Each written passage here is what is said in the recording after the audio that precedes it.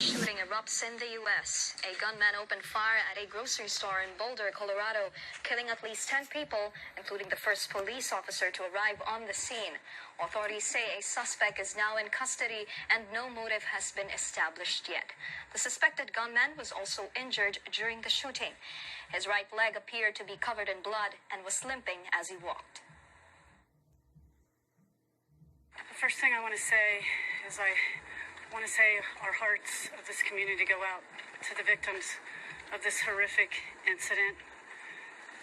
We know of 10 fatalities at the scene, including one of our Boulder PD officers by the name of Eric Talley. We will be here working night and day. We have one suspect in custody. I want to reassure the community that they are safe, and that we will try to do our best over the next few hours to identify the victims, and we'll be working with the coroner's office to do that as promptly as possible. Monday's bloodshed marked the second deadly shooting in the U.S. in just a week. Over in Georgia, the suspect in last week's spa shootings in Atlanta has been charged with malice murder and aggravated assault. More in this report.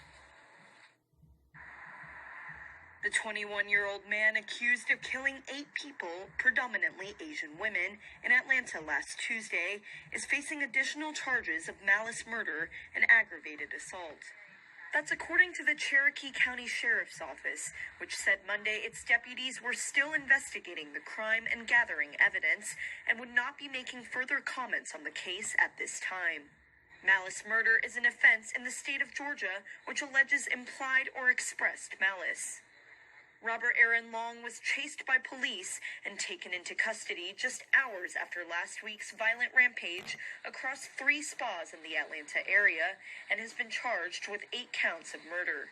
Long had suggested to investigators that a sex addiction led him to carry out the deadly shootings. But the murders have shaken the Asian American community, who rallied in cities across the U.S. over the weekend, bringing a surge of recent hate crimes against Asians back into the national spotlight. The United Nations is concerned about the rising violence against Asians and people of Asian descent globally during the COVID-19 pandemic. While the UN statement did not mention any country, it comes after last week's shooting in the U.S., where 8 people were killed at 3 spas in Atlanta, 6 of whom were Asian Americans. UN Secretary General Antonio Guterres says he stands in solidarity with victims of racism and human rights attacks.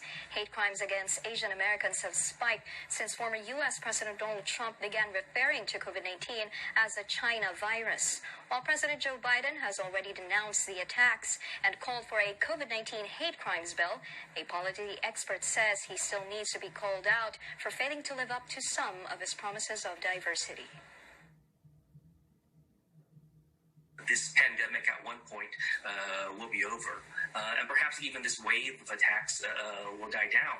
But we need to address the underlying issues, which continues to be that otherization. One of his failures that has been called out by Hispanics, Blacks, and Asians in Congress was President Biden's decision to exclude from the top 15 jobs in his cabinet an Asian American. There are no Asian American cabinet officers, cabinet secretaries, we call them, for the first time in 20 years. And that was something that President Biden decided to do. And I think that reality is based on a political decision that it didn't matter. And so I think one thing that should come out of all these terrible things that happens is that Asian Americans need to speak up.